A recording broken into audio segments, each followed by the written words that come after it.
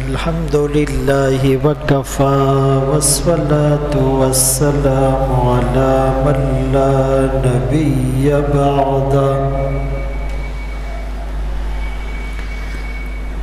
أما بعد فأعوذ بالله من الشيطان الرجيم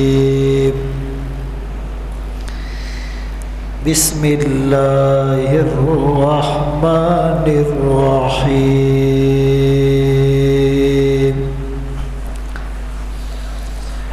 كنتم أمة وسطا وقال النبي صلى الله عليه وسلم بعثت برفع قوم وبخفض آخرين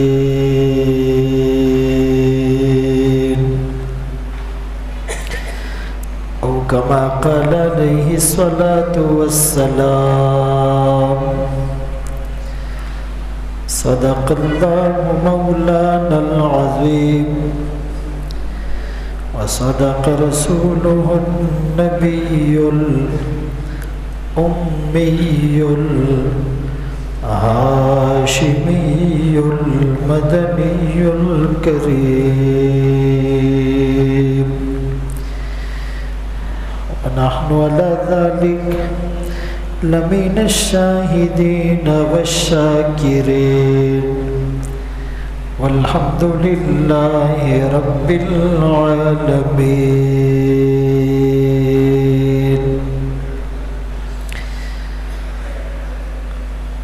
ثنا کو پتا پتا ہے خدایا دم بدم تیرا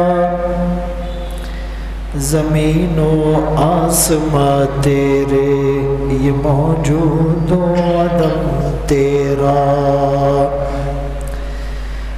جو دنیا میں تیرا کھا کر شکوے کرے یا رب تعجب ہے کہ اس پر بھی ہو لطف و کرم تیرا جو تو میرا تو سب میرا فلک میرا زمین میری اور اگر تو نہیں میرا تو کوئی شے نہیں میری. واجب الاحترام عزیزان گرامی، آپ کے سامنے قرآن کریم فرقان مجید کی ایک آیت کریمہ تلاوت کی اور سرکار دو عالم تاجدار مدینہ محمد مصطفیٰ احمد مجتبیٰ صلی اللہ علیہ وآلہ وسلم کی حدیث مبارکہ پیش کی. اس امت کو بہت سے ٹائٹل ملے ہیں. ایک ٹائٹل کنتم امۃ وسطا، تم ایک معتدل امت ہو، بیلنسڈ، افراط اور تفریط کا شکار نہیں ہو، تم کسی معاملے میں غلو نہیں کرتے، تم ہر چیز کو اس کے مقام پر رکھتے ہو، مائلڈ اور ماڈریٹ ہو. معاشرت کے جو سنہری اصول ہے اس میں ایک اصول یہ ہے کہ ہر چیز کی اپنی جگہ اور ہر چیز اپنی جگہ پر. ماں کا مقام الگ ہے، بیوی کا الگ ہے. بیوی کا مقام ماں کو دو یہ ظلم ہے، اور ماں کا مقام بیوی کو دو یہ ظلم ہے. دوست کو گلے لگا کر باپ کو پرے ہٹانا یہ ظلم ہے. اپنے ہاتھوں کو گردن پر باندھ کر کنجوس اور بخیل بن جانا کہ جیب میں ہاتھ جائے ہی نہیں اس سے منع فرمایا، وَلَا تَجْعَلْ يَدَكَ مَغْلُولَةً إِلَىٰ عُنُقِكَ، اور جیب میں کچھ بچا کر رکھو ہی نہیں، سب خرچ کر دو، تمہارے بیوی بچے در در پر لوگوں سے مانگتے پھرے، یہ بھی غلط ہے۔ تو اس امت کا ایک بہترین ٹائٹل جو اس کو ملا، امت وسطا، معتدل امت ہے۔ اب اس کا کرائٹیریا بہت بڑا ہے، ہم اس کے ایک گوشے پر، ایک زاویے اور ایک اینگل پر بات کریں گے کہ ایک ہے دنیا کی زندگی، ایک ہے آخرت کی زندگی، ایک ہے ہمارا جسم، ایک ہے ہماری روح، ایک ہے ہمارے جسم کی ضروریات، ایک ہے ہمارے روح کی ضروریات۔ ہم نے دونوں میں بیلنس قائم کرنا ہے۔ ہم جسم کی ضروریات کو پورا کرنے میں اتنا لگ گئے کہ روح کی فکر ہی نہ رہی، جیسے میجورٹی یہی کر رہی ہے۔ اب کھانا ہو، پینا ہو، پہننا ہو، سواری ہو، صابن ہو، شیمپو ہو، کریم ہو، عطر ہو، اسکول ہو، کالج ہو، پارک ہو، ہاسپٹل ہو، کپڑے ہو، جوتے ہو، یہ ساری چیزیں ہمارے جسم کی ضروریات کو پورا کرتی۔ روح کی ضروریات کو پورا کرنے والی چیزیں، روح کو پاورفل بنانے والی چیزیں، نماز، روزہ، زکوٰۃ، حج، تبلیغ، جہاد، صدقہ، خیرات، دعائیں، تہجد، استحضار، مراقبہ، اچھے اخلاق، غریبوں کی مدد، اس سے ہم صرف نظر کر رہے ہیں۔ ایک مسلمان اور کافر کی زندگی میں جو بنیادی فرق اور ڈسکریمنیشن ہے وہ یہ ہے کہ کافر کا سارا فوکس معاش کے اوپر ہوتا ہے، وہ تعلیم بھی اس لیے حاصل کر رہا ہوتا ہے کہ اسے نوبل پرائز مل جائے، یا اسے کوئی ہائیسٹ ایوارڈ مل جائے، یا اس کی جو اچیومنٹس ہے اس میں کامیابی مل جائے۔ لیکن مسلمان کا مطمع نظر دنیا کے ساتھ ساتھ آخرت بھی ہوتا ہے، بلکہ وہ آخرت کو ترجیح دیتا ہے، پریفر کرتا ہے آخرت کو، جس کو عقل معاد کہتے ہیں۔ اب یہاں پر دو انتہائیں ہیں۔ ایک انتہا یہ ہے کہ کچھ لوگ دنیاوی تعلیم میں اتنے منہمک ہو گئے کہ دینی تعلیم سے یکسر وہ غافل ہے۔ یعنی آپ اندازہ کریں کہ دنیاوی تعلیم میں وہ MBBS ڈگری لے لیتا ہے، ڈاکٹر بن جاتا ہے، انجینئر بن جاتا ہے، چارٹر اکاؤنٹنٹ بن جاتا ہے، سائنٹسٹ بن جاتا ہے، 18-20 سال اپنی زندگی کے کھپا دیتا ہے، لیکن دین کا عالم یہ ہے کہ اس کو ابھی تک پراپر نماز نہیں آتی۔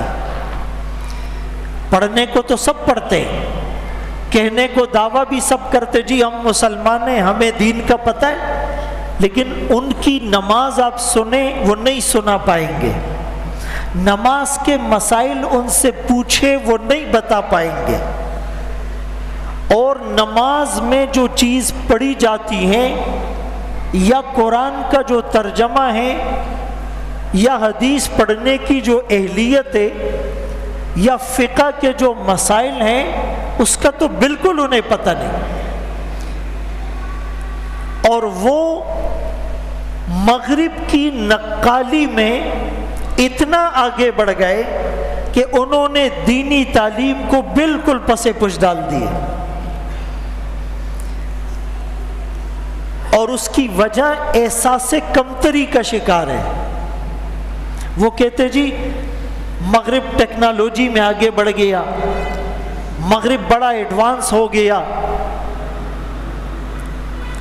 اور اس نے بڑی ایجادات اور انوویشن دنیا کو دیے، لہٰذا ہم مغرب کی نقالی کریں گے تو کامیاب ہوں گے۔ حالانکہ میں آپ کو اس کی ایک مثال دیتا ہوں کہ ایک آدمی اگر کسی ایک فن میں ماہر ہو تو ضروری نہیں ہے کہ وہ ہر فن مولا ہو۔ ایک ہوتا ہے ہر فن مولا، جیک آف آل ٹریڈس، لیکن یہ بہت کم لوگ ہوتے ہیں۔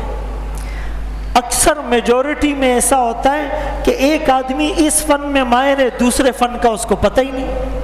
اب یہ میڈیکل میں اس کو معلومات ہے، انجینئرنگ کا پتہ نہیں، اس کو انجینئرنگ کا پتہ ہے، کمپیوٹر سائنس کا پتہ نہیں، اس کو کامرس کا پتہ ہے، اسلامک بینکنگ کا پتہ نہیں، اس کو فائنینس کا پتہ ہے، آئی ٹی کا پتہ نہیں، اس کو اکنامکس کا پتہ ہے، بائیولوجی کا پتہ نہیں، وہ بائیولوجی میں بڑا آگے ہیں، کیمسٹری کا پتہ نہیں۔ تو ایک فن میں مہارت ہونا یہ دلیل نہیں ہے کہ وہ ہر فن میں مولا ہوگا۔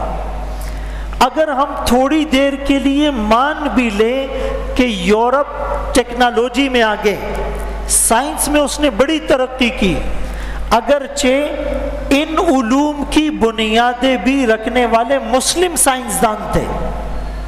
اگر آپ ہسٹری کو دیکھیں، سب سے پہلی یونیورسٹی وہ مسلمان ممالک نے قائم کی۔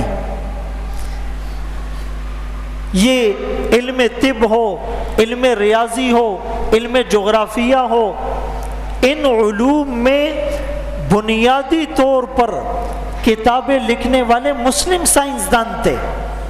بعد میں یورپ نے اس کو آگے بڑھایا اور ہم غفلت میں پڑ گئے۔ لیکن اگر وہ ٹیکنالوجی میں آگے بھی چلا گیا تو ضروری نہیں ہے کہ وہ ہر فن میں مولا ہو۔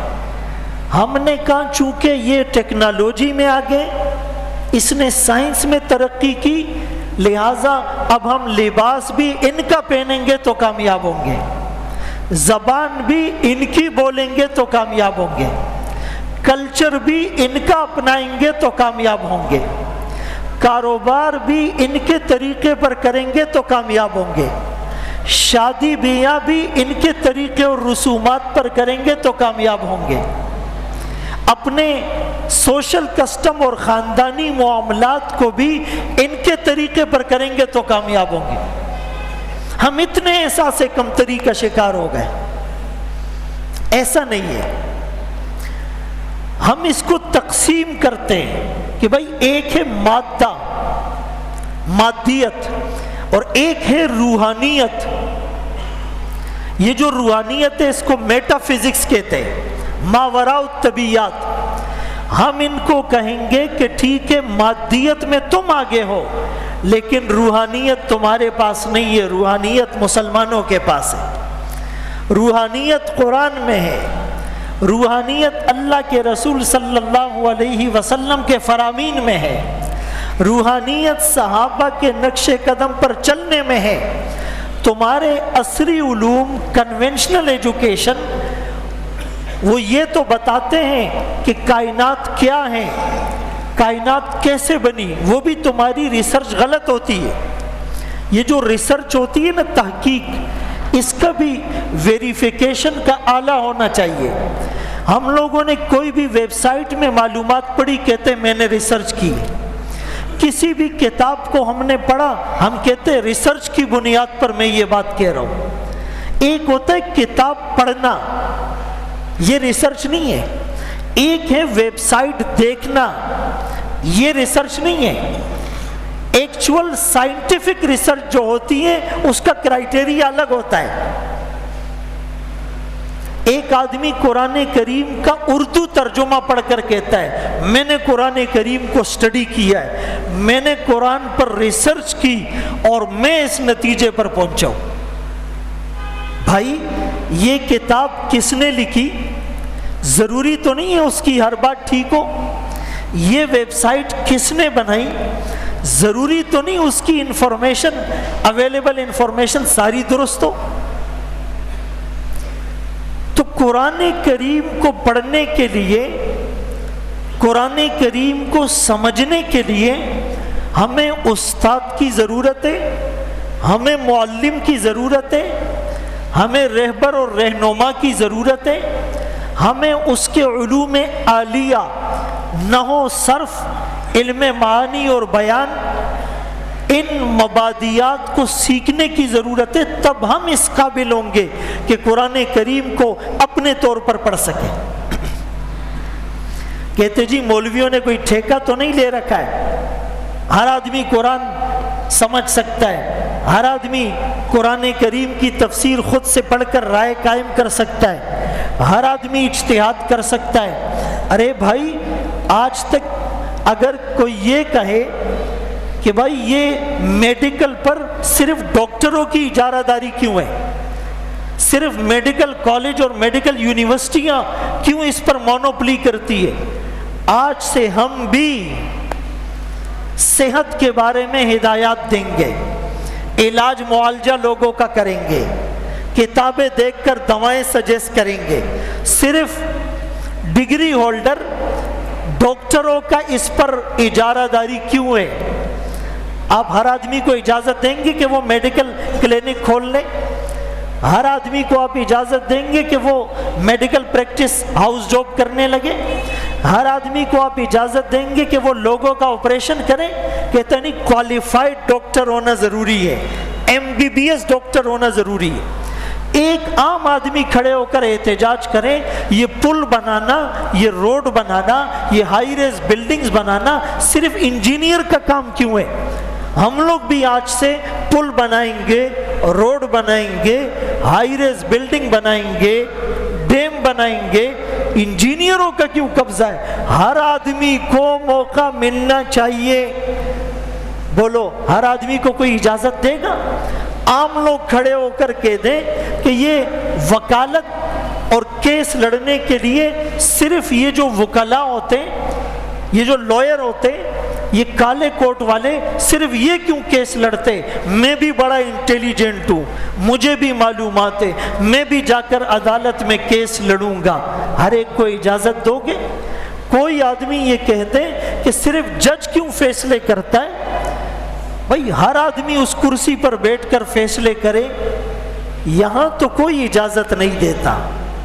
لیکن جب دین کی بات آتی ہے پھر کہتے جی صرف علمائی حدیث پڑھائیں گے، صرف علمائی تفسیر پڑھائیں گے، صرف علمائی جمعہ پڑھائیں گے، صرف علمائی جنازے پڑھائیں گے، صرف علماء ہی نکاح پڑھائیں گے، صرف علماء ہی میراث کے مسائل ڈسکس کریں گے، صرف علماء ہی فتویٰ دیں گے۔ ہر آدمی کو اختیار ہونا چاہیے۔ ان کی دوغلی پالیسی کا حال تو دیکھیے، منافقت کا ان کا لیول تو چیک کریں۔ رسول اللہ صلی اللہ علیہ وسلم نے فرمایا تھا، مجھے اپنی امت پر سب سے زیادہ جن چیزوں کا ڈر ہے، ایک یہ کہ قرآن ہر آدمی کے سامنے کھل جائے گا اور وہ اپنے تخیلات اور تصورات کے گھوڑے دوڑائے گا، قیاس آرائیہ کرے گا، تخمینے لگائے گا۔ آج امت کا بیڑا غرق کرنے والے ایسے بہت سے موٹیویشنل اسپیکر اور بہت سے نام نہاد اسکالر وہ آپ سنتے اور دیکھتے رہتے۔ تو بہرحال میں جو بتانا چاہ رہا تھا کہ دو انتہائیں ہیں۔ ایک انتہا یہ ہے کہ مغرب کی ہر بات غلط ہے، یہ بھی صحیح نہیں ہے۔ مغرب جو بھی ریسرچ کرے، ہم آنکھیں بند کر کے کہتے ہیں یہ چونکہ مغرب نے کی ہے، یہ چونکہ ویسٹ نے کیا ہے، یہ چونکہ ویسٹرن نالج کی بنیاد پر ہے اس لیے یہ غلط ہوگا، ایسا بھی نہیں ہے۔ کچھ تحقیقات ان کی صحیح ہوتی ہے۔ اور دوسرا انتہا اور ڈسینڈنگ پوائنٹ یہ ہے کہ مغرب کی ہر بات کو صحیح قرار دو۔ جیسے آج کل جو مغرب زدہ لوگ ہیں، جن کو دینی تعلیم کا پتہ نہیں، جن کی تربیت اسلامی نہج پر نہیں ہوئی، وہ ان کی غلامی میں اور نقالی میں اتنے آگے کہ کہتے ہیں مغرب کی ہر بات درست ہے، ٹیکنالوجی میں وہ آگے ہیں تو لباس بھی ان کا پہننا پڑے گا، کلچر بھی ان کا اپنانا پڑے گا، بزنس کے طریقے بھی ان کے اپنانے پڑیں گے، بینکنگ میں بھی ان کو فالو کرنا پڑے گا، اکنامکس میں بھی ان سے رہنمائی لینی پڑے گی، سکون بھی ان کے راستے پر چلنے میں ہے، ایسا نہیں ہے۔ ان دونوں انتہاؤں سے نکل کر مسلمان قرآن اور حدیث سے رہنمائی حاصل کریں اور خود تحقیق کریں، خود علماء کی سرپرستی میں قرآن کو سمجھے گا تو دنیا کے اور کائنات کے اسرار اور رموز اس پر کھلتے چلے جائیں گے۔ سنریہم آیاتنا فی الآفاق، اللہ خود فرماتے ہیں ہم پوری کائنات میں پھیلی ہوئی اپنی نشانیاں ان کو دکھلائیں گے، سمجھائیں گے۔ وعلم آدم الاسماء کلہا، اللہ کریم نے آدم علیہ السلام کو ساری چیزوں کے نام بتائے۔ مفسرین نے لکھا صرف نام نہیں بتائے، نام بھی بتائے، ہر چیز کے خواص بھی بتائے، اس کا فائدہ بھی بتایا، اس کی حکمت بھی بتائی، اور اسی کو سائنس کہتے ہیں کہ کسی چیز کی ماہیت کو معلوم کر لینا، یہ سائنس ہے۔ تو چونکہ مسلمان احساس کمتری کا شکار ہے، مسلمان کو یہ بات بتائی گئی ہے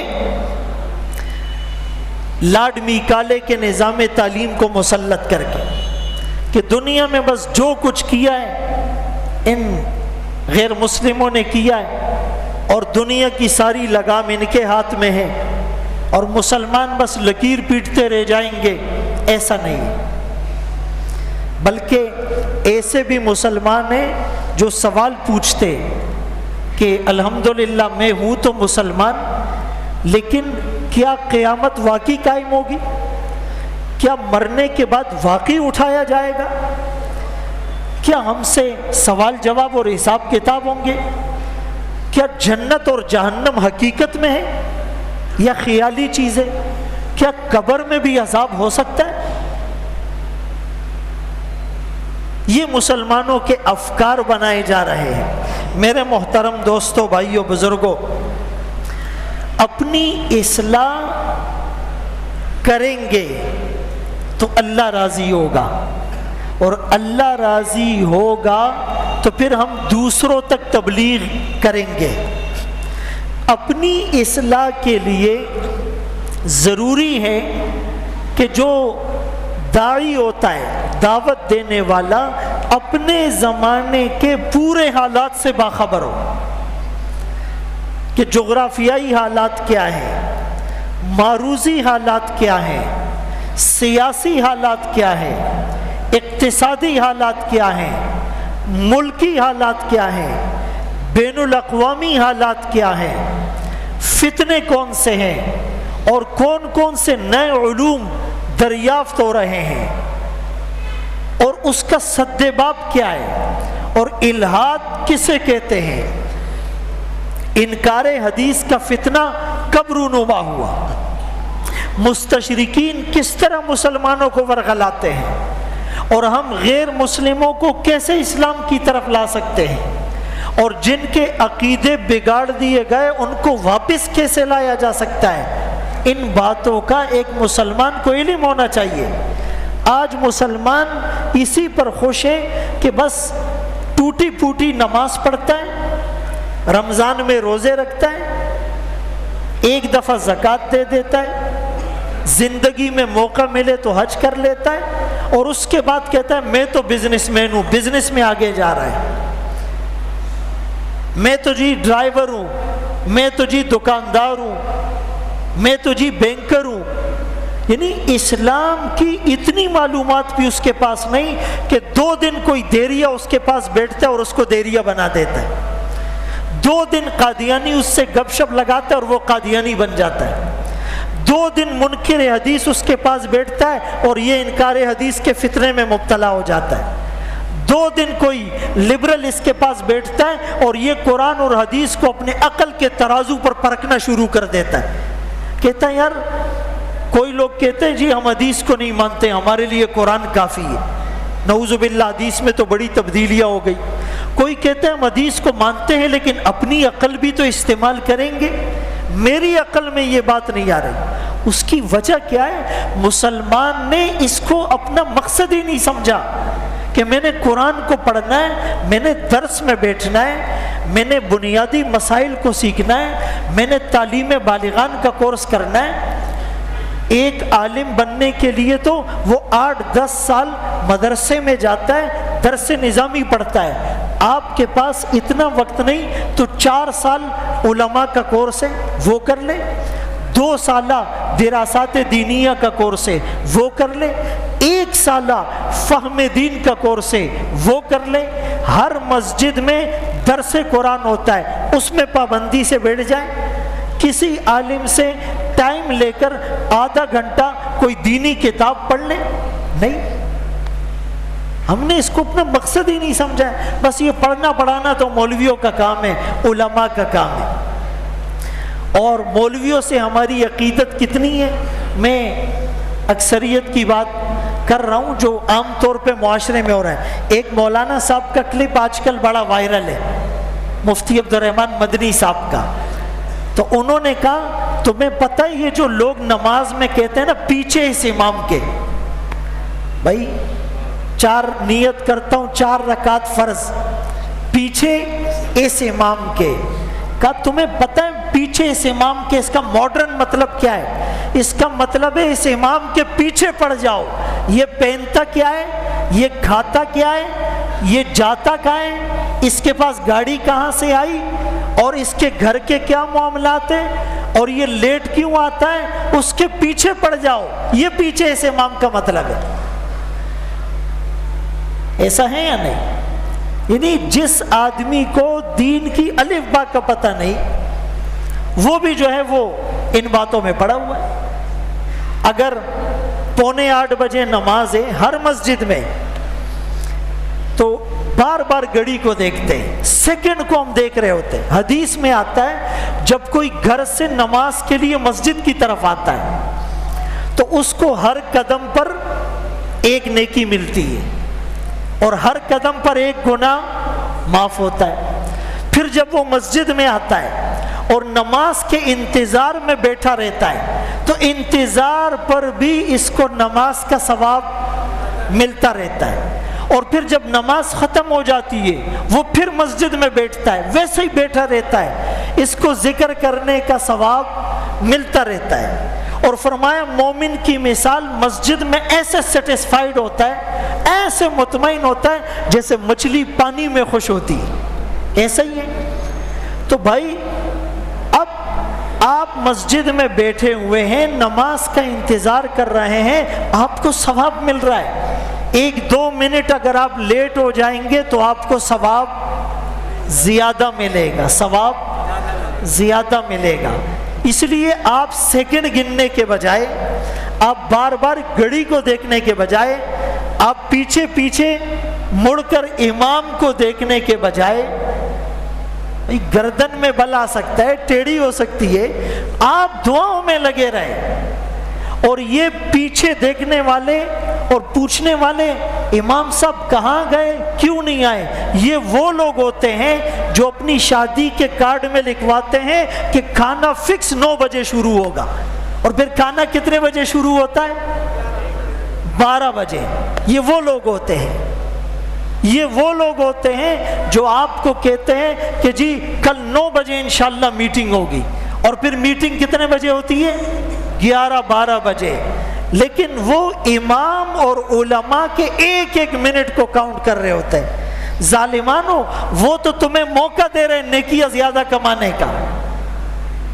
اسی لیے یہ میں محبت کی بات کر رہا ہوں، یہ میں عقیدت کی بات کر رہا ہوں، یہ میں وے آف تھنکنگ کی بات کر رہا ہوں، یہ ہمارے اسکول آف تھاٹ کی بات کر رہا ہوں جو علماء کے بارے میں ڈیولپ کیا جا رہا ہے، جو آپ کو بدزن کیا جا رہا ہے۔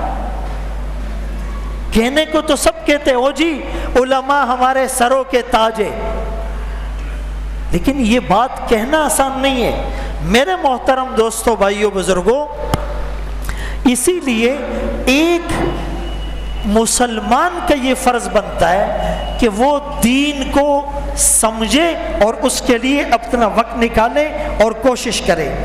چونکہ باطل نے بڑی محنت کی اسلام کو ختم کرنے کی، انہوں نے کہا اسلام تو ختم نہیں ہو سکتا جب تک یہ مدارس باقی ہے نا، مدارس، یہ مدارس کی مثال سورج کی طرح ہے، اور یہ دین کے جو دوسرے شعبے ہیں اس کی مثال سیاروں کی طرح ہے، ستاروں کی طرح ہے۔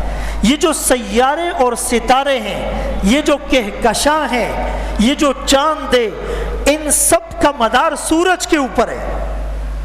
تو مدارس سورج ہے، فیکٹریاں ہیں، اس میں آپ کو عقیدہ پڑھایا جاتا ہے، آپ کو فقہی مسائل بتائے جاتے ہیں، آپ کو بتایا جاتا ہے کہ بھائی ناموس رسالت کیا ہے، توحید اور وحدانیت کیا ہے، عظمت صحابہ کیا ہے، اولیاء کا کیا مقام ہے، نماز کی کیا اہمیت ہے، فرض کسے کہتے ہیں، واجب کسے کہتے ہیں، سنت کسے کہتے ہیں، مستحب کی تعریف کیا ہے، حرام کیا ہے، مکروہ تحریمی کیا ہے، مکروہ تنزیہی کیا ہے، کون سے راستے سے چل کر آپ کو جنت مل سکتی ہے، کون سے راستے پر چلنے سے آپ جہنم میں جا سکتے ہیں، اللہ راضی کیسے ہوگا، اللہ ناراض کیوں ہوتا ہے، نبی صلی اللہ علیہ وسلم سے محبت کا تقاضا کیا ہے، اور نبی کو تکلیف کن اعمال سے پہنچتی ہے، وہ اپنی زندگیاں وقف کر کے آپ کو سمجھا رہے ہیں۔ اور یہ قرآن نے کہا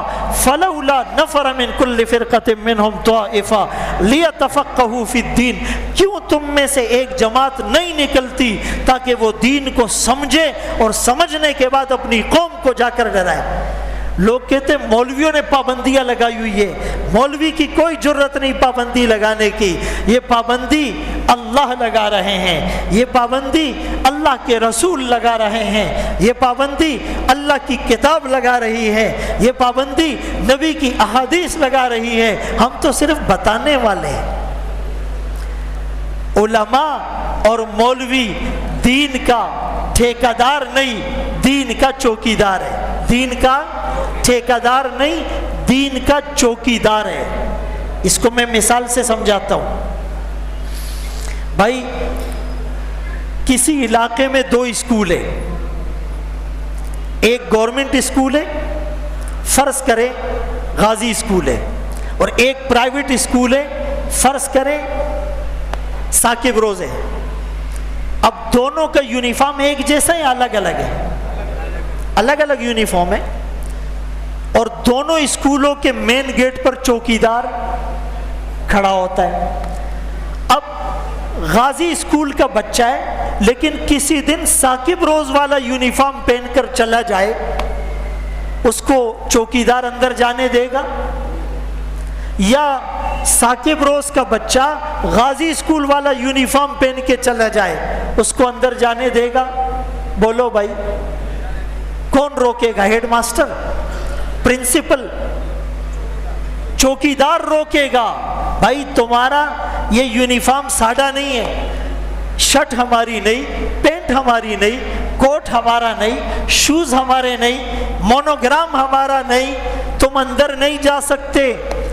ایک وکیل کسی دن ڈاکٹر کا کوٹ پہن کر کیس لڑنے کے لیے چلا جائے، اس کو کیس لڑنے کی اجازت ہوگی؟ نہیں۔ کوئی ڈاکٹر کسی دن جذبات میں آ کر وکیل والے ڈریس میں آپریشن تھیٹر جائے، اس کو اجازت ہوگی؟ ایک ملک کی باؤنڈری ہے، سرحد ہے، وہاں کا فوجی دشمن ممالک کی وردی پہن کر ملک میں آنا چاہے، اجازت ہوگی؟ نہیں ہوگی۔ اگر قیامت کے دن فرشتے کھڑے ہوں گے اور آنے والے کو کہہ دے ارے یہ چہرہ تو نبی والا نہیں، یہ عمامہ تو نبی والا نہیں، یہ بال تو نبی والے نہیں، یہ لباس تو نبی والا نہیں، یہ صورت تو نبی والی نہیں، یہ سیرت تو نبی والی نہیں، اس کی نماز نبی والی نہیں، اس کا کردار نبی والا نہیں، اس کا گفتار نبی والا نہیں، اس کے معاملات نبی والا نہیں، اس کا لین دین نبی والا نہیں۔ میرے محترم دوستو، یہی بات علماء سمجھاتے ہیں تو سمجھ میں نہیں آتی۔ او جی لباس سے کیا ہوتا ہے، او جی داڑھی سے کیا ہوتا ہے، او جی پگڑی سے کیا ہوتا ہے، او جی پردے سے کیا ہوتا ہے، دل صاف ہونا چاہیے۔ ارے میرے بھائی پھر وہاں بھی کہو یونیفارم سے کیا ہوتا ہے، ہمیں اندر جانے دو۔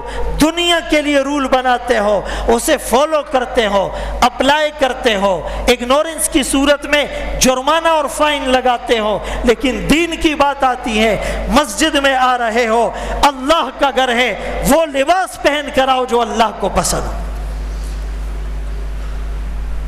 یہ ایک مائنڈ گرومنگ ہو رہی ہے اور یہ مخصوص طبقہ کرتا ہے۔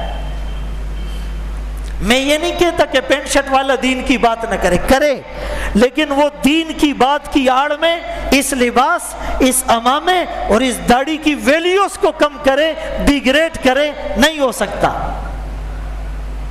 یہ بات آپ کو سمجھ کب آئے گی؟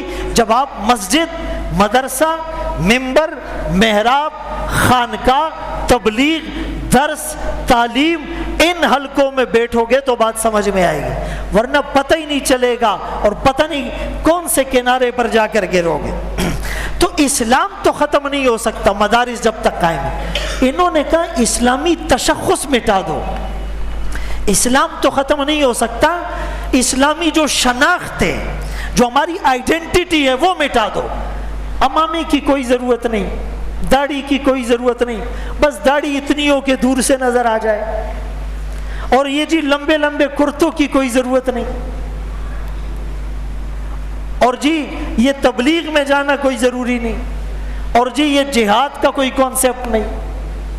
آپ بات سمجھ رہے ہیں؟ اسلامی شناخت کو مٹانا یہ ان کی سازش ہے۔ تو مسلمان کو ایک سو کولڈ مسلم نہیں ہونا چاہیے، نام نہاد مسلمان۔ اقبال نے جگانے کی بار بار کوشش کی، شور ہے ہو گئے دنیا سے مسلمان نابود، ہم یہ کہتے ہیں تھے بھی کہیں مسلم موجود، وضع میں تم ہو نصارہ تو تمدن میں ہنود۔ یہ مسلمان ہے جنہیں دیکھ کے شرمائے یہود، واعظ قوم کی وہ پختہ خیالی نہ رہی، برق طبعی نہ رہی، شعلہ مقالی نہ رہی، رہ گئی رسم اعضا، روح بلالی نہ رہی، فلسفہ رہ گیا، تلقین غزالی نہ رہی۔ اسی لیے میرے محترم دوستو، بھائیو، بزرگوں، مادیت میں اگرچہ سائنس نے ترقی کر لی، یورپ ہم سے آگے چلا گیا، ویسٹرن دنیا نے بڑا نام کما لیا، ساری مصنوعات اور ایجادات ان سے فائدہ اٹھانا منع نہیں ہے، اوزار استعمال کرنا منع نہیں ہے، اقدار کو اپنانا منع ہے۔ آپ ان کے اوزار استعمال کریں، آپ ان کی مصنوعات استعمال کریں، آپ ان کی ٹیکنالوجی سے فائدہ اٹھائیں، آپ ان کی زبان سیکھیں، لیکن آپ ان کا کلچر نہ اپنائیں، آپ ان کا طرز زندگی نہ اپنائیں، آپ ان کا لائف اسٹائل نہ اپنائیں، آپ ان کی اکنامکس پر اپنے معاشی بنیادوں کو استوار نہ کریں، آپ اپنی روحانیت اور اللہ رسول کے جو فرامین اور احکامات ہیں اس پر کاربند رہیں۔ آپ کی دنیا بھی جنت کا نمونہ بنے گی، آخرت میں بھی انشاءاللہ ہمیں جنت میں دخول اولی نصیب ہوگا۔